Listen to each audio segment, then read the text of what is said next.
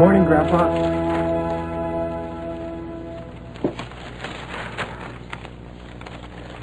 Something the matter, Grandpa?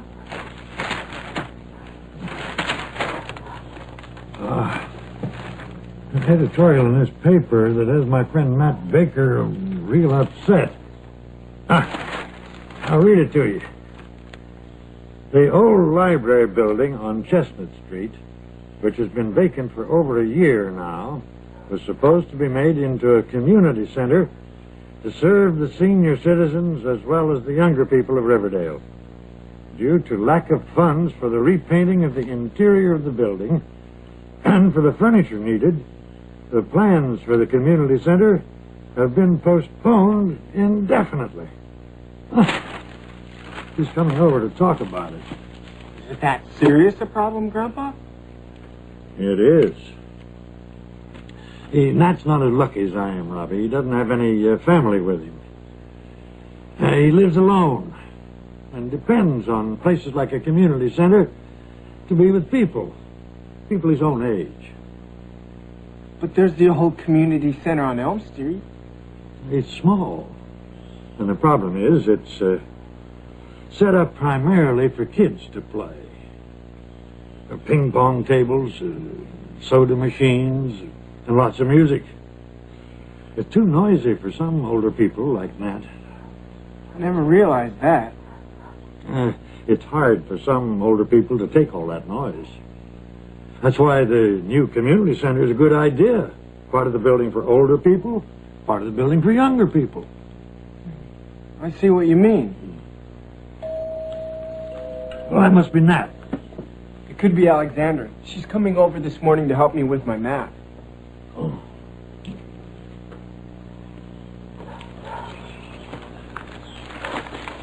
Hi, Robbie. Hi, Alexandra. Come on in.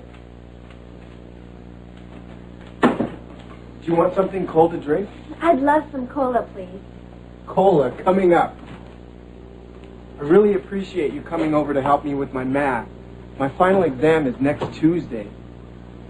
You're so good in all your other subjects. I just can't understand why you have so many problems with math. Hi, Alexandra. Hi, Mr. Stewart. I thought that was Nat Baker who rang the front door bell. Don't let me interrupt you. No problem, Grandpa. We're just having some cola before getting to the tough stuff, math. You'll do anything to avoid getting down to math lessons, Mr. Stewart. I was the same way. Really, Grandpa? Really. I didn't like math. I wasn't good at it, and I didn't like studying it. But you had to be good at math. You graduated from engineering school. I was, but not in high school. For some reason, I couldn't get a handle on it. Then in college, I became good at it. Then there's hope for Robbie. I can't wait. You think I can just skip it now and get to it at college? You'll never get to college to find out, Robbie, if you skip it now. That must be Matt. Sit down, Robbie. Let's get to work.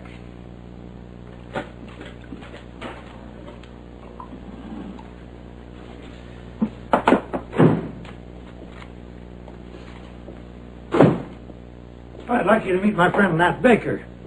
This is Alexandra Pappas, and this is my grandson, Robbie, whom I think you've met once or twice before. Nice to meet you, Mr. Baker. Hi, Mr. Baker. We met before. Where? In town. At the hardware store. I remember now. Right. Hi. Hello, Alexandra. But don't let us keep you from your math tutoring, Robbie. I know you want to get to it. Stay. I told you, he'll use any excuse to avoid math. Did you read the story in the paper, Malcolm? I did. It's a serious matter for a lot of us. A serious matter.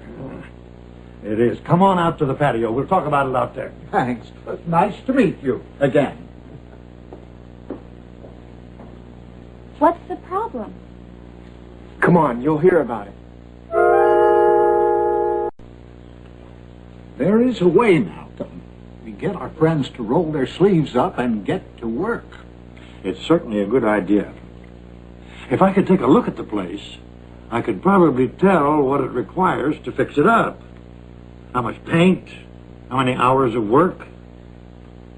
That's what I came to ask you to do, Malcolm. If you would supervise the refurbishing, I'll find the people to help do it. I'll help too, Mr. Baker. I can get some of my friends to go around the neighborhood and collect the furniture we need. I'll help. Tomorrow, yes. We'll meet tomorrow morning right here. Can we help? I'd really like to. Sure. We might need you to come through with your friends, Robbie. Not just to go around the neighborhood asking for furniture, but to help with the paint job. That's back-breaking work and may be too much for us. I'll do it. I'll talk to them. And tomorrow morning, we'll all meet here to discuss the plan? Tomorrow morning it is.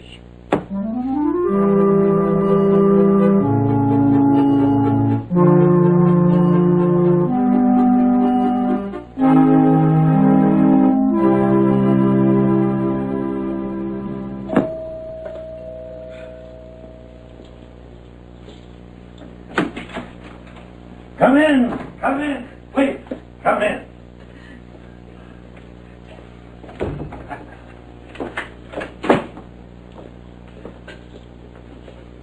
I'd like you to meet my friend Malcolm Stewart.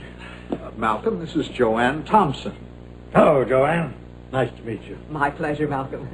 And this is Abe Lucas. You must remember Abe. He ran the drugstore and used to play drums with the jazz band on weekends. Oh, sure I do. Hi, Abe. Hello, Mr. Stewart. Malcolm, please. Hello, Malcolm. Sit down, have some coffee. And I've got some delicious Danish pastry for you. Where's your grandson Robbie and his friend Alexandra? Weren't they going to be here this morning? I thought so, too. I'm surprised they're not here. Robbie left early this morning to meet Alexandra.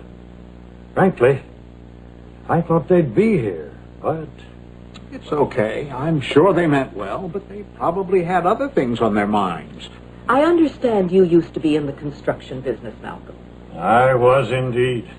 I wonder if you would take a look at the old library and make sure that it is in good condition so that we don't have to worry about any structural problems. Well, when can I do that? I'd be happy to. We've got permission to go inside the old building during the week. On Tuesday or Wednesday. That's fine with me. I can do it either day. That would be very helpful. I think the building just needs a good cleaning. And a good paint job. Then we have to furnish it. I wish Robbie and Alexandra had come to this meeting. They had some ideas about getting the place fixed up. Perhaps they'll show up. In the meantime, let me give you some additional thoughts and ideas I have. Okay. Go ahead, Joanne.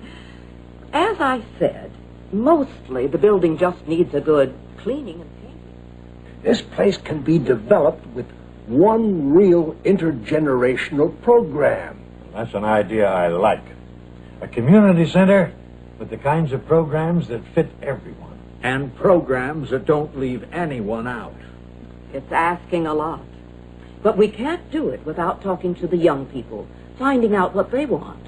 If only Robbie and Alexandra were here. Don't be upset, Malcolm. We'll have a chance to talk to them later. It's not like Robbie. If he says he's going to be here, he's here. I wonder what the problem is.